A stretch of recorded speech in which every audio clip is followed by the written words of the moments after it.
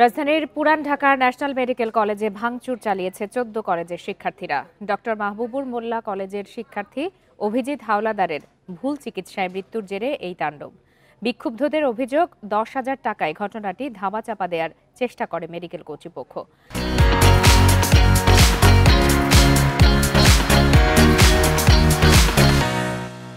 বিভিন্ন কলেজের প্রায় ২ থেকে ২,৫০০ শিক্ষার্থী ন্যাশনাল মেডিকেল কলেজের ওপর চড়াও হয়।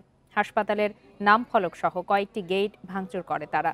এর জেরে ১৪ কলেজের শিক্ষার্থীদের সঙ্গে কবি নজরুল ও সোহরাওয়ার্দী কলেজের শিক্ষার্থীদের মধ্যে ধাওয়া পাল্টা ধাওয়ার ঘটনা ঘটে। এতে কমপক্ষে ৭ জন আহত হয়। দুপুর ১টার দিকে এই ঘটনার সূত্রপাত।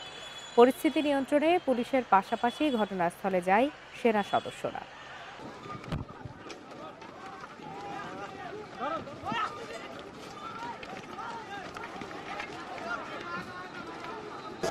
আমরা আসছিলাম হলো বিচার চাইতে, যে আমাদের ভাই মরছে, আজকে একটা ভাই মরছে, আরেকদিন আবার আরো 2টা ভাই মরবে।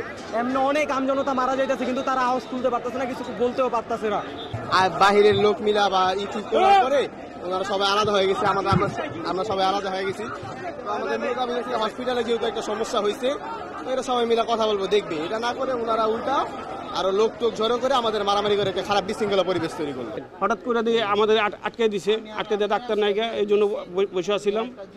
শুনলাম বলে রুগী বলে একজন মারা গেছে স্টুডেন্ট, এই জন্য ওরা করছে, ওরা আমাদের কোনো ক্ষতি করে নাই।